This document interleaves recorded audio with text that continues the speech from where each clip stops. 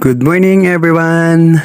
Tayo po ay pupunta naman sa Buwak Marinduque para po dumalo sa isang pagpupulong. Parang gusto yatang sumama ng aso ko. Tara sa Buwak! At yun, lumabas na po tayo ng bahay and then nagpahatid na po tayo sa terminal ng jeep at baka po tayo ay malipasan ng biyahe. Sa tagal at init ng paghihintay, sa wakas ay umusad na po ang biyahe patungo po sa ating pupuntahang lugar. Yan, ang init nga nila ang po ng ating pag-travel dahil po matindi ang sikat ng araw. Ganun pa man ay napaka-exciting din ng pag-commute natin dahil doon ay nakakakilala tayo ng mga iba't ibang tao mula sa iba't ibang lugar.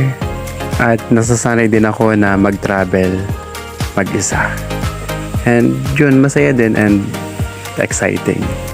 Yan, pagbaba ko ng jeep, luckily ay nakasakay naman ako agad ng tricycle patungo sa Kapitolyo.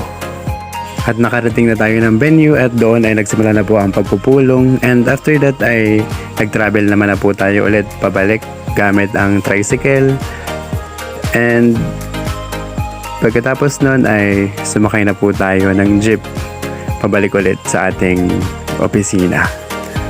And yun po yung mga kaganapan sa akin sa araw pong ito. Bye! Thank you for watching!